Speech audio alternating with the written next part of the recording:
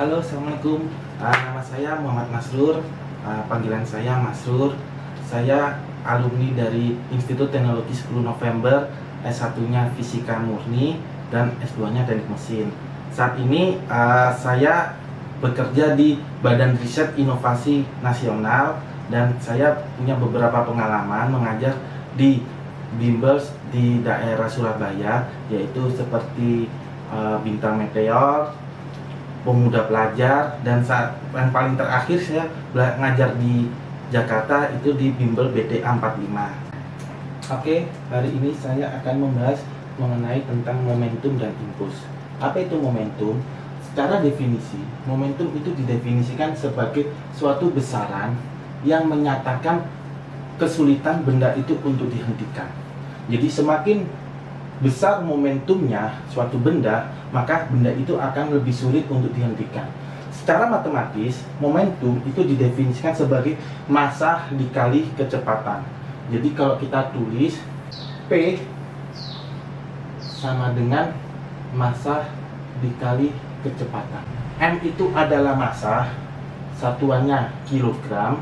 Kalau V itu adalah kecepatan, velocity, satuannya adalah meter per second, dan P adalah momentum, satuannya dia adalah kilogram meter per second. Karena velocity atau kecepatan itu adalah besaran vektor, maka momentum ini itu adalah besaran vektor. Jadi perlu diingat, dari momentum itu besaran vektor, sehingga jika ingin menjumlahkan suatu momentum, maka kita menggunakan aturan vektor yang sudah dibahas waktu semester 1 kelas 10. Ini adalah momentum. Sedangkan impuls itu apa? Impuls itu adalah jika misalkan ini ada suatu benda, ya, kita beri gaya selama beberapa detik sehingga benda ini bergerak, dia selama selang waktu, maka jumlah antara gaya dengan waktu ini itu adalah disebut dengan impuls. Di mana impuls secara matematis itu dia diberi persamaan I sama dengan F kali delta P. F itu adalah force atau gaya, satuannya adalah Newton. Delta T itu adalah waktu, satuannya adalah sekon. Dan I itu adalah impuls, berarti satuannya adalah Newton. Karena gaya itu juga adalah besaran vektor, maka impuls itu juga dia termasuk besaran vektor. Sehingga jika ada beberapa gaya yang mengenai suatu benda, maka kita harus resultan dulu gayanya itu, baru untuk mencari impuls. Ada momentum, ada impuls, ada hubungannya antara impuls dengan momentum, yaitu jika saya ilustrasikan, misalkan di sini ada seorang anak, anak ini nendang bola. Saat dia menendang bola, berarti kakinya si anak ini itu memberikan gaya selama beberapa sepersekian detik ke bola, sehingga bolanya ini akan bergerak dengan kecepatan V. Jadi saat dia memberikan gaya pada bola, kaki anak memberikan gaya pada bola, berarti dia memberikan suatu impuls.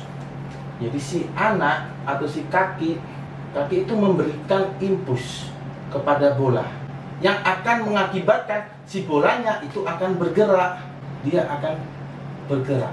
Jadi hubungan antara impuls dengan momentum, bahwa I itu adalah perubahan momentum. Karena adanya impuls, maka terjadi perubahan momentum. Bola yang awalnya diem, dia bergerak. Karena tadi kita mengetahui bahwa I itu adalah F kali delta T, F dikali delta T. Sedangkan perubahan momentum itu berarti momentum akhir dikurangin momentum awal. Jadi boleh ditulis F kali delta T sama dengan M V akhir dikurangin M dikali. Ini adalah hubungan antara impuls dengan momentum. Jadi impuls dapat menyebabkan terjadinya perubahan momentum. Di bab ini selain ada momentum dan impuls, nanti akan dipelajari tentang hukum kekekalan momentum. Hukum kekekalan momentum. Apa itu hukum kekekalan momentum? Jika tidak ada gesekan atau gesekan pada suatu sistem itu diabaikan, ya, jadi suatu benda, misalkan ini ada benda satu, dia bergerak dengan V1, ini ada benda dua, dia bergerak ini dengan V2.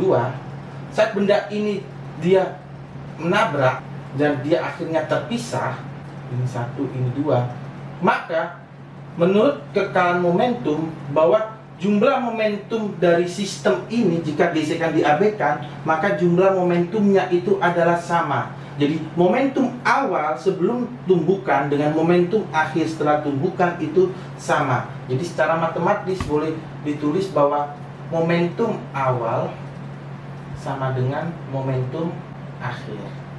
Oke? Karena ada dua benda, berarti jumlah momentumnya awalnya itu kita total, berarti momentum 1 ditambah momentum 2. Sedangkan kondisi yang akhir itu kita beri aksen, dia adalah momentum 1 aksen ditambah momentum 2 aksen. Ini yang disebut sebagai hukum kekekalan momentum. Jadi total momentum dari suatu sistem itu nilainya tetap atau kekal. Jadi total momentum awal dan total momentum akhir itu nilainya tetap. Oke. Pada materi ini itu kita akan juga dijelaskan tentang tumbukan.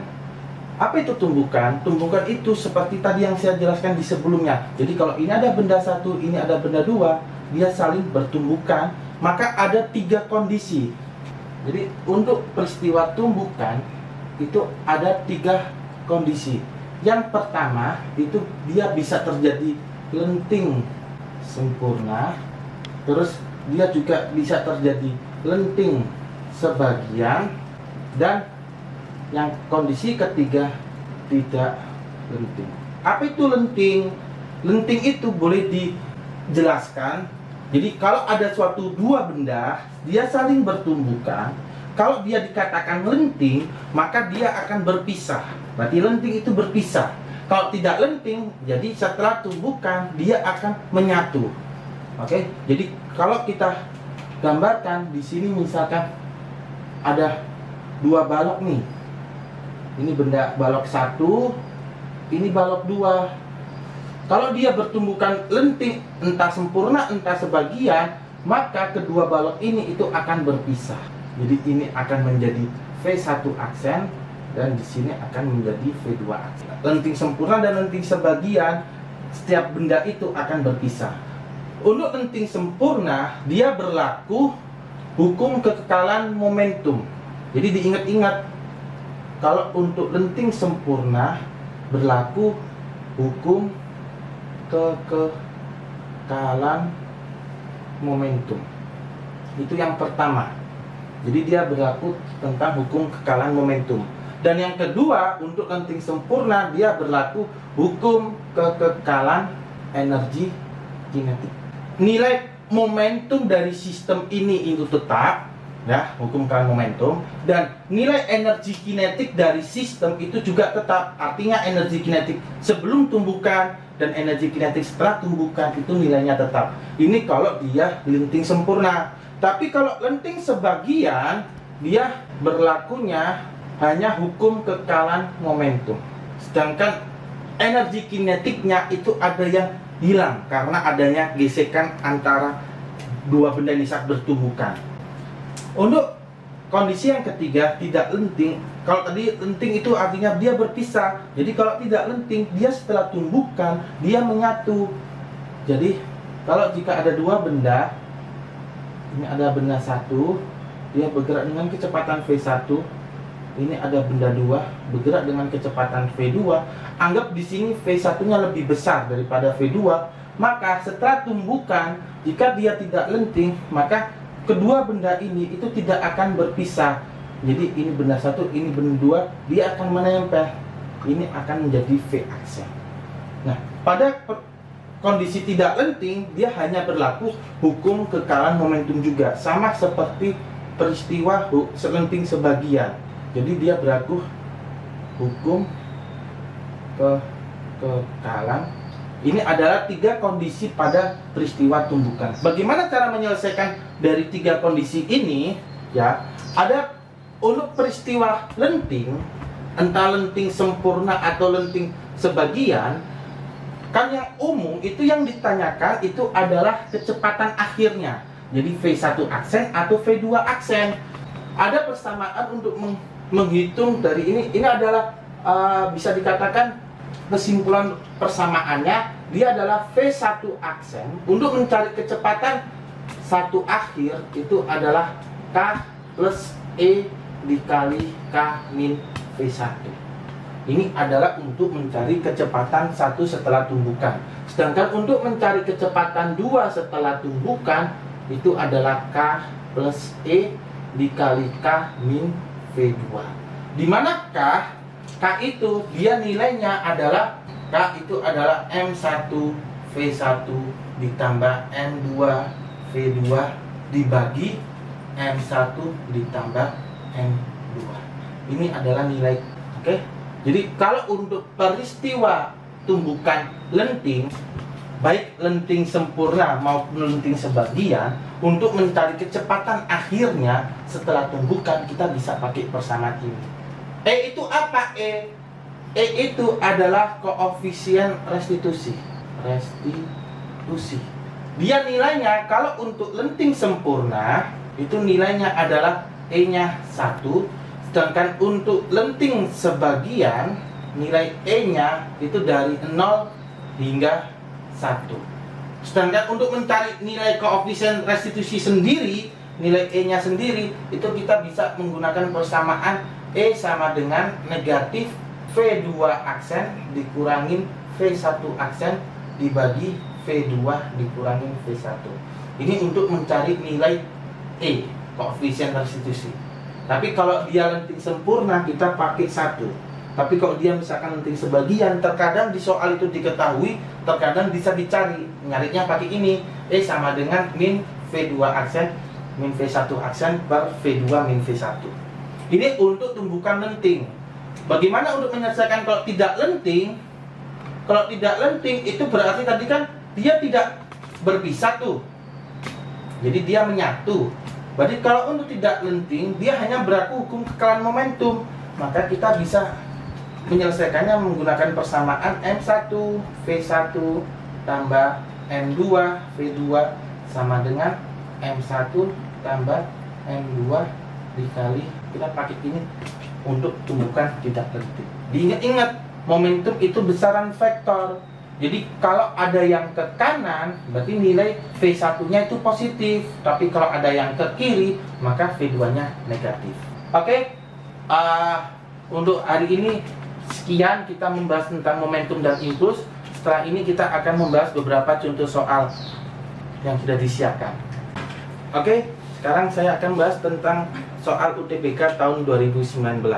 Di sini dia dikatakan bahwa diberikan suatu grafik F terhadap T, gaya terhadap waktu pada suatu balok yang bermasa 7,5 kg. Terus si balok ini bergerak dengan kecepatan awalnya adalah 11 meter per sekon. Jadi diketahui masa balok M itu adalah 7,5 kg. Dan dia awalnya, kecepatan awalnya itu adalah 11 meter per sekon. Nah, setelah dikenai gaya mula-mula 4 Newton, yang ditanyakan adalah jika diketahui kelajuan akhirnya itu 19 meter per sekon, maka nilai gaya maksimum setelah 10 detik itu berapa? Berarti dia diberi gaya awalnya 4 Newton selama 10 sampai menggunakan grafik ini selama 10 detik, sehingga kecepatannya itu menjadi 19 meter per sekon. Yang ditanyakan itu adalah gaya maksimumnya. Seperti yang sudah dijelaskan tadi, bahwa jika ada gaya dan ada waktu yang diberikan pada suatu benda, berarti kita memberikan impuls. Impuls itu akan mengakibatkan perubahan momentum pada benda. Jadi I itu sama dengan perubahan momentum. Jadi karena si benda itu diberi gaya, maka dia akan memberikan impuls. Impuls sama dengan perubahan momentum. Dari yang diketahui, maka kita bisa mencari perubahan momentumnya dulu. Delta P dia adalah momentum akhir dikurangi momentum awal. Jadi M V2 dikurangin M V1. Jadi 7,5, karena ini masanya sama, boleh kita keluarkan 7,5 dikurangin 19 dikurangin 11. Jadinya 7,5 dikali 8. Hasilnya adalah 60. Ini adalah perubahan momentumnya. Sedangkan impuls itu adalah gaya dikali waktu. Tapi jika diketahui suatu grafik gaya terhadap waktu, maka untuk mencari impuls itu kita bisa pakai I sama dengan luas grafik. Jadi diingat-ingat, jika diketahui grafik F terhadap waktu, maka untuk mencari impulsnya itu dia adalah luas grafik. Di sini grafiknya kita bisa membagi dua. Yang pertama ini luas yang pertama, dia bentuknya trapesium. Dan yang kedua, yang ini juga bentuknya seperti trapesium juga. Ini yang kedua. Jadi untuk menghitung impulsnya, ya kita menggunakan dua luasan, luas yang satu dan luas yang kedua. Jadi impuls sama dengan luas 1 ditambah luas 2. Masih ingat kan? Waktu di SD, luas trapesium itu adalah sisi yang sejajar dijumlahkan dikali tinggi bagi 2. Jadi luas yang pertama, yang sisi sejajar itu adalah ini sama yang ini. Tingginya adalah yang ini. Jadi dia adalah 4 ditambah F dibagi 2 dikali tingginya adalah 2. Sedangkan untuk yang luasan daerah yang kedua, sisi sejajarnya yang ini dengan yang ini. Sedangkan tingginya itu yang F. Sehingga untuk luas yang kedua, dia adalah 10 dikurangin 2 itu berarti 8. 8 ditambah 6 dikurangin 2 untuk sisi yang atas itu 4. 8 ditambah 4 dibagi 2 dikali tingginya adalah F. Kita selesaikan secara matematika. Ini duanya kita coret, duanya dicoret. Jadi 4 ditambah F. Ini 8 tambah 4 itu adalah 12 dibagi 2 itu berarti 6 ditambah 6F. Jadi 4 ditambah 7F. Ini adalah impulsnya. Kita sudah dapat perubahan momentum delta P. Perubahan momentumnya ketemunya 60. Sedangkan impulsnya kita ketemu dari luas grafik itu 4 tambah 7F. Karena impuls sama dengan perubahan momentum, jadi 60 itu sama dengan 4 ditambah 7F. Kita pindah 4-nya jadi negatif. Jadi 60 dikurangin 4 sama dengan 7F. Berarti 54 sama dengan 7F. Maka F-nya adalah 6. Jadi gaya total atau gaya maksimum yang diberikan itu adalah 6 Newton. Oke, sekarang kita untuk bahas soal nomor 2, yaitu dari UM-UGM 2009. Dikatakan bahwa dari soal ada dua balok A dan B yang berturut-turut masanya adalah 3 kg dan 4 kg yang terletak pada di atas lantai kasar dengan koefisien gesek 2/7. Jadi ini ceritanya, ini ada dua balok. Ini balok A, ini adalah balok B. Diketahui massa A-nya itu adalah 3 kg dan massa B-nya /4 kg dan dia terletak pada bidang kasar dengan koefisien gesek mu-nya itu diketahuinya adalah 2/7. Bergerak saling mendekat sehingga terjadi tumbukan ketidaklentingan sempurna. Diingat tadi, kalau tidak lenting berarti setelah tumbukan maka kedua balok itu akan menyatu. Dia bergerak saling mendekat. Pada saat awal tumbukan, balok A itu berkelajuan 12 meter per sekon dan balok B berkelajuan 2 meter per sekon. Jadi diketahui bahwa kecepatan A itu 12 meter per sekon, sedangkan kecepatan B-nya adalah 2 meter per sekon. Setelah akhir tumbukan hingga berhenti, A dan B menempuh jarak. Jadi karena ini tumbukannya tidak lenting, ya. Jadi setelah tumbukan, ini benda A dia bergerak, benda B bergerak. Karena setelah tumbukan dia tidak lenting, maka setelah tumbukan kedua balok ini itu akan menempel. Dari gambar yang pertama ini adalah peristiwa setelah tumbukannya. Dan setelah tumbukan dia akan menempel dan bergerak bersama pada bidang kasar. Untuk mencari jaraknya, Di sini karena ada dia bidang kasar, berarti ada gesekan. Maka kita menggunakan hukum Newton. Masih ingat waktu kelas 1 semester 1 hukum Newton. Dia adalah sigma F sama dengan M kali A. Gaya yang berpengaruh pada benda ini saat bergerak pada bidang kasar itu kalau kita gambar di sini ada namanya gaya gesek F kecil. Karena dia gaya geseknya ini berlawanan dengan arah gerak, jadi kita kasih tanda negatif. F kecil sama dengan di sini masanya itu adalah MA ditambah MB. Karena yang bergerak bersama di bidang kasar ini itu dua benda, massa A dan benda massa B. Gaya gesek itu persamaannya adalah mu kali gaya normal. Di sini gaya normalnya, di sini ada gaya berat, ini ada gaya normal. Berarti gaya normal itu sama dengan gaya berat. Jadi boleh kita tulis mu kali B sama dengan massa A tambah massa B dikali A. Oke, gaya berat itu adalah massa kali gravitasi. Jadi kita masukin mu-nya itu adalah 2/7. Gaya beratnya itu berarti dia karena in total berarti 3 ditambah 4, 7 dikali 10 sama dengan 7 dikali A. 7-nya kita coret, maka ketemunya adalah A-nya negatif 20 per. Ini adalah perambatan kedua benda setelah dia bertumbukan. Untuk mencari jarak, maka kita menggunakan materi tentang GLBB. Di mana untuk mencari jarak di sini kan ada tuh V aksen setelah tumbukan ini itu menjadi kecepatan awal saat dia bergerak pada bidang yang kasar hingga berhenti. Jadi V aksennya ini itu nanti akan menjadi kecepatan awal. Untuk GLBB maka kita pakai persamaan VT kuadrat sama dengan V0 kuadrat plus 2AS.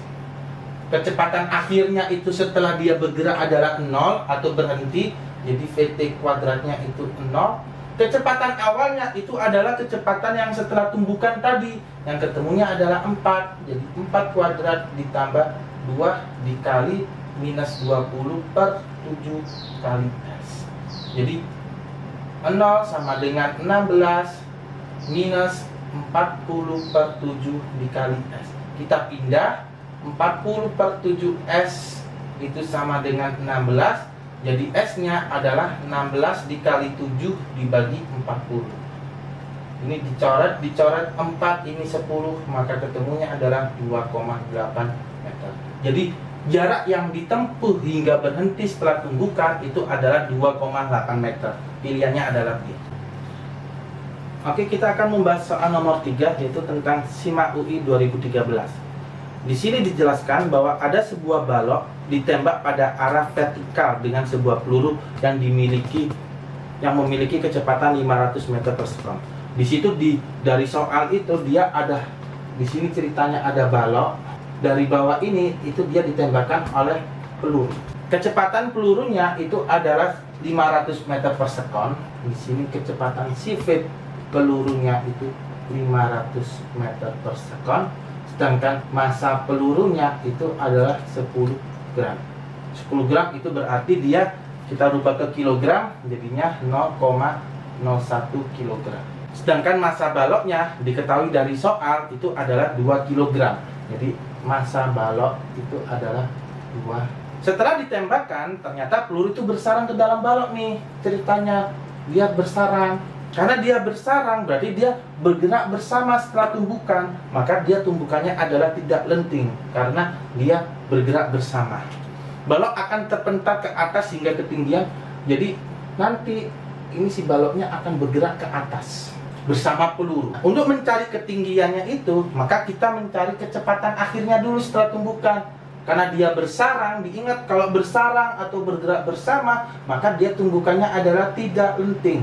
Tidak lenting tadi persamaannya adalah M1 dikali V1 ditambah M2 dikali V2 sama dengan M1 ditambah M2 dikali V aksen. Di sini satunya kita kasih peluru, duanya balok. Peluru kecepatan awalnya 500 dan masanya 0,01. Jadi 0,01 dikali kecepatan pelurunya 500 ditambah 2. Baloknya awalnya dia diem, Jadi VB-nya adalah 0. Dia 0,01 ditambah 2 kali V aksen. Jadi 5 sama dengan 2,01 kali V aksen.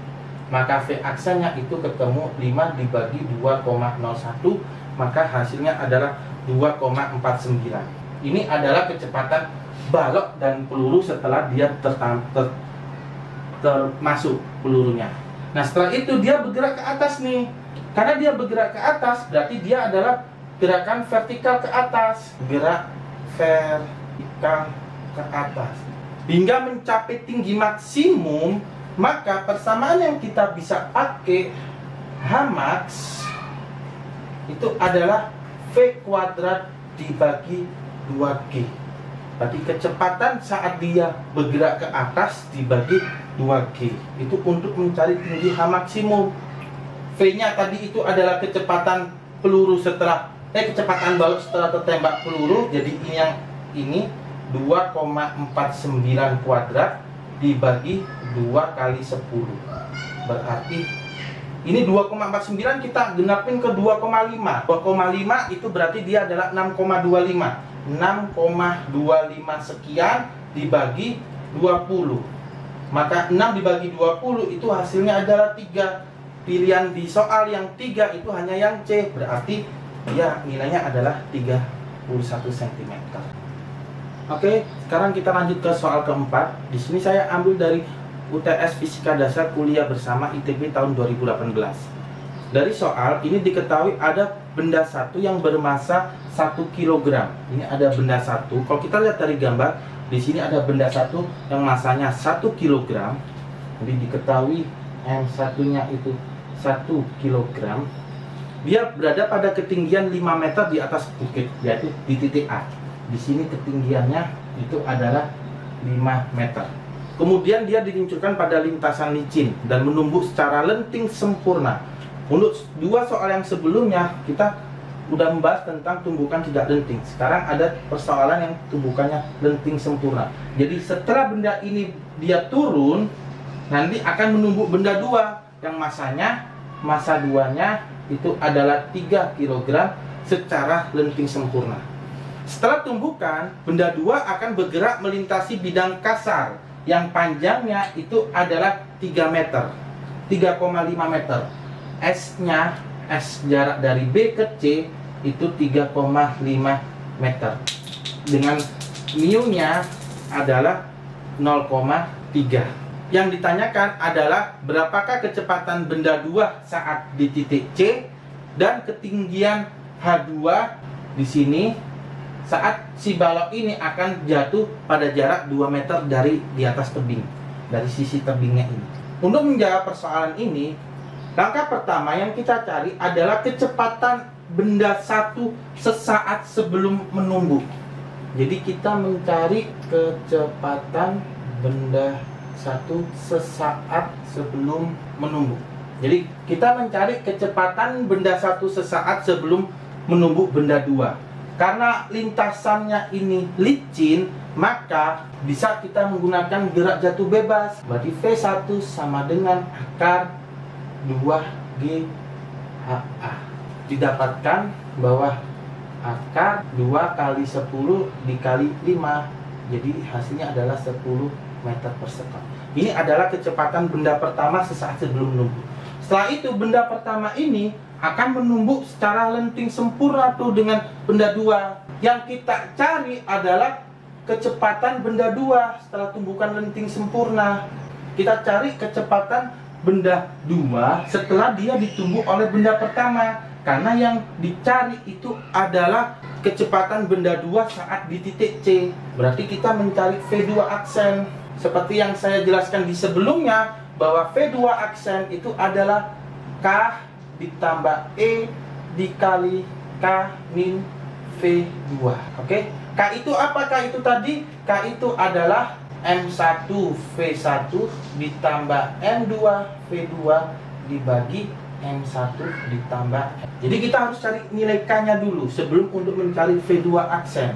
Jadi M1-nya itu 1. Kecepatan 1 itu adalah kecepatan sesaat ini sebelum menumbuh, yang udah kita cari tadi 10. ditambah massa 2-nya adalah 3. Benda 2 sebelum menumbuk dia kondisinya diam, berarti V2-nya 0 per 1 ditambah 3. Jadinya 10 dibagi 4, 2,5. Mari kita masukin nih untuk mencari V2 aksen. K-nya adalah 2,5. Diingat, kalau lenting sempurna nilai N-nya itu adalah 1. Jadi 1 dikali K-nya 2,5 min 0. Berarti 2,5 ditambah 2,5 hasilnya adalah 5. Ini adalah kecepatan setelah benda 2 ditumbuk oleh benda 1. Lalu benda 2 ini dia akan bergerak dari B ke C. Yang kasar mu-nya 0,3, jaraknya 3,5. Karena dia kasar berarti akan muncul gaya gesek. Di sini di benda 2 ini akan muncul gaya gesek. Gaya gesek ini akan melambatkan si benda hingga ke titik C. Jadi kita cari dulu nih gaya geseknya. Kita cari dulu perlambatannya menggunakan hukum Newton. Sigma F sama dengan M dikali A. Resultan gaya yang bekerja pada benda 2 itu adalah gaya gesek. Jadi negatif F sama dengan M dikali gaya gesek itu adalah mu kali gaya normal sama dengan M dikali A. Jadi mu dikali gaya normalnya itu adalah gaya berat, M dikali A. Jadi kita masukin mu-nya itu adalah 0,3 minus 0,3.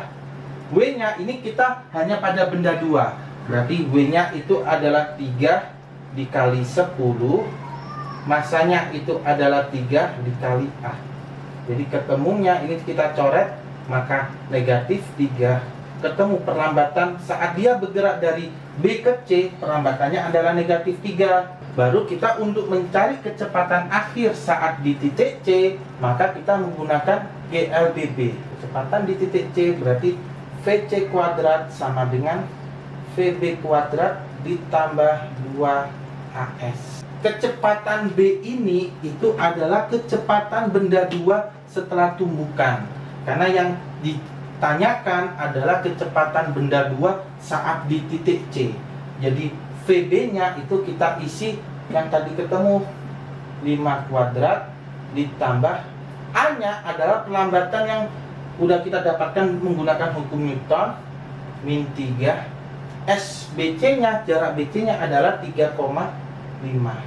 Jadi 25 sama ditambah 2 kali min 3 kali 3,5 adalah negatif 21.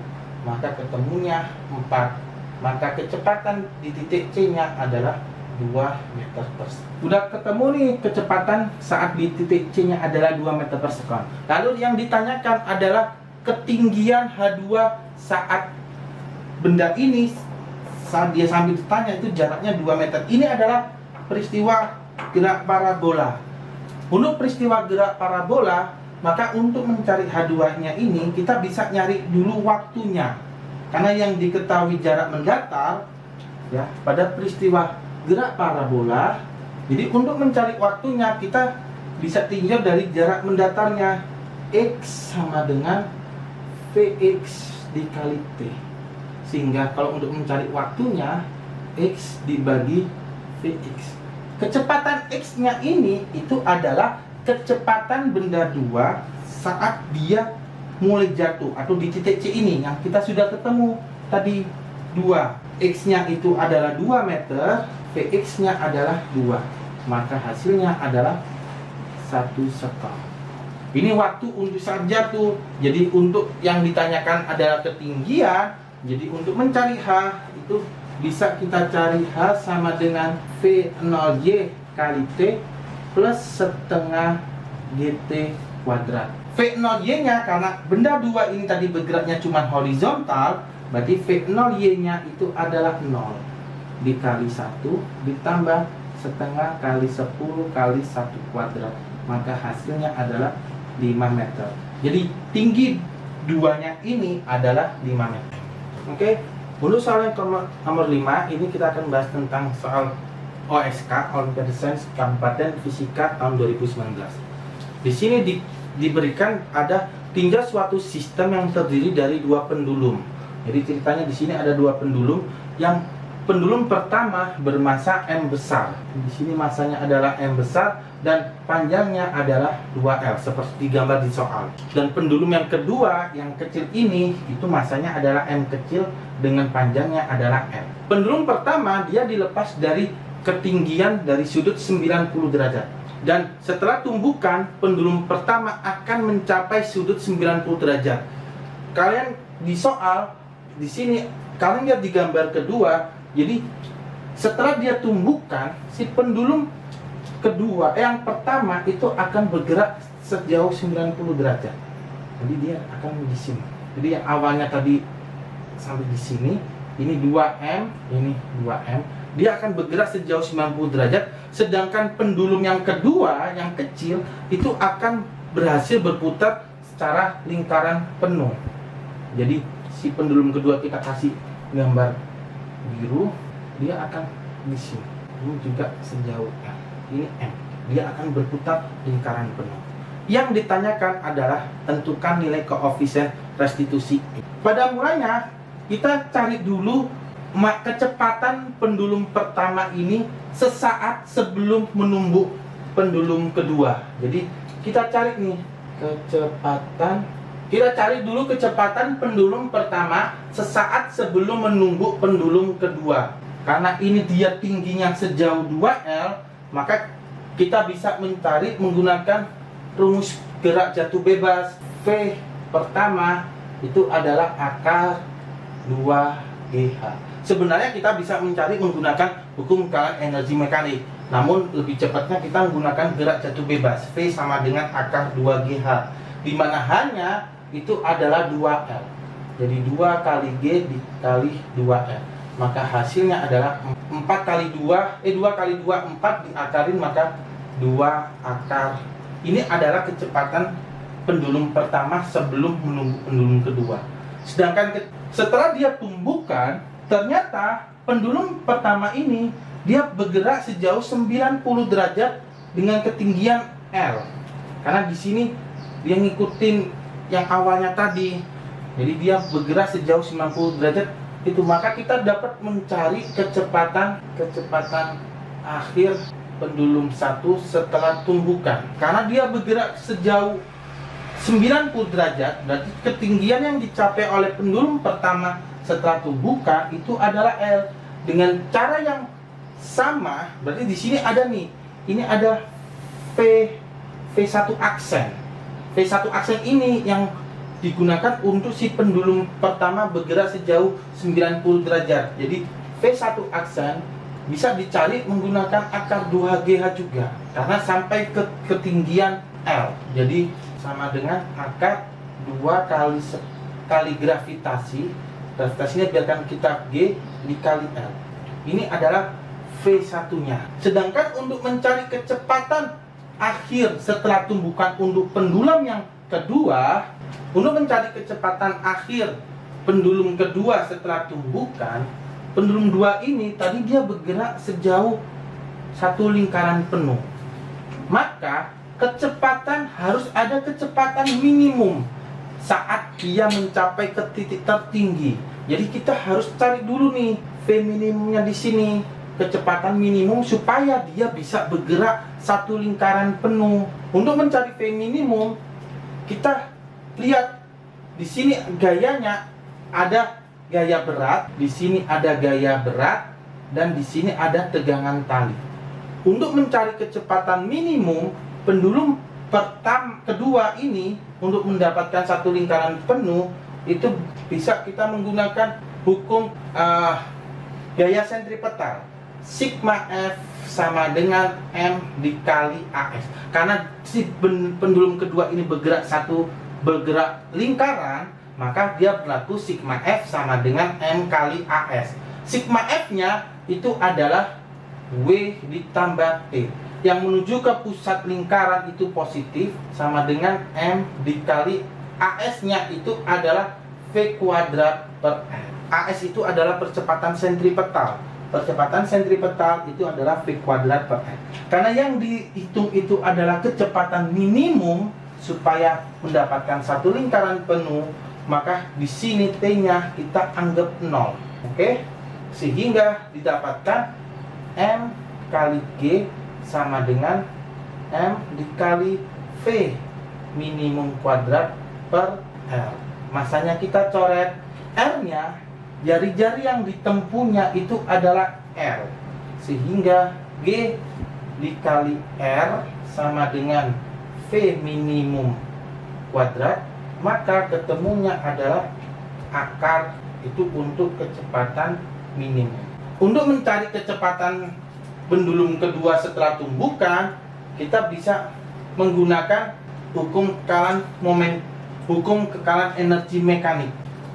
Jadi untuk mencari kecepatan akhir pendulum dua setelah tumbukan, di sini kita menggunakan hukum kekalan energi mekanik, HKM. Hukum kekalan energi mekanik, yaitu dia adalah energi mekanik awal sama dengan energi mekanik awal. Diingat ya bahwa energi mekanik itu adalah energi potensial ditambah energi kinetik. Jadi energi mekanik awal itu adalah EP ditambah EK awal, sedangkan yang akhirnya berarti EP akhir ditambah EK. Saat pendulum kedua baru bergerak ke atas, berarti energi potensialnya itu adalah 0.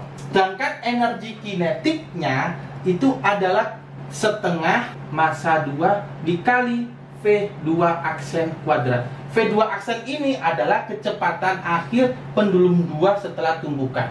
Jadi saat di titik awal itu kita menggunakan V aksen, kecepatan akhir setelah bertumbukan. Sedangkan di titik akhirnya ini itu adalah di titik atas nih. Di titik atas berarti dia ada ketinggiannya. Jadi dia adalah N2 kali G dikali 2L. Karena ketinggiannya dari bawah sampai ke atas itu adalah 2L ditambah setengah M2. Ini adalah V minimum. V minimum yang kita udah cari nih, yang tadi kecepatan minimum supaya dia dapat bergerak satu lingkaran penuh. Sehingga ini M2 nya kita coret, oke? Jadi setengah kali V2 aksen kuadrat sama dengan 2GL ditambah setengah. V minimumnya itu ini akar GL. Kalau dikuadratin berarti G kali L. Sehingga untuk menghilangkan setengah ini, kalau kita pindah dia jadi kali. V2 aksen kuadrat sama dengan 2GL ditambah setengah GL dikali 2. 2 tambah setengah itu 2 setengah, dikali 2 itu berarti 5. Berarti 5, sehingga kecepatan 2 akhirnya adalah akar 5. Ini adalah kecepatan akhir pendulum kedua setelah tumbukan. Jadi kita sudah ketemu nih, kecepatan 1 sebelum tumbukan adalah 2 akar GL. Kecepatan pendulum 1 setelah tumbukan ketemunya akar 2 GL. Sedangkan kecepatan akhir pendulum kedua setelah tumbukan ini, karena yang ditanyakan koefisien restitusi, jadi kita sudah ketemu nih kecepatan pendulum 1 sesaat sebelum tumbukan itu tadi ketemunya 2 akar GL. Sedangkan kecepatan pendulum pertama setelah tumbukan itu ketemunya akar 2 GL. Sedangkan kecepatan akhir pendulum 2 setelah tumbukan itu akar 5 GL. Karena yang ditanyakan koefisien restitusi, untuk mencari koefisien restitusi itu kita bisa dicari dengan persamaan E sama dengan minus V2 aksen min V1 aksen per V2 dikurangin V1. Jadinya ketemunya adalah negatif V2 aksennya itu ini akar 5GL dikurangin V1 aksennya tadi ini akar 2GL dibagi V2 nya tadi adalah 0, V1 nya yang ini minus 2 akar. Maka ini negatif kita coret, GL-nya kita coret, akar GL-nya kita coret, berarti jadinya dapatnya adalah akar 5 dikurangi akar 2 dibagi 2. Ini adalah nilai koefisien restitusi. Oke, sekian dulu untuk pembahasan tentang momentum dan impuls. Sampai jumpa lagi. Assalamualaikum warahmatullahi wabarakatuh.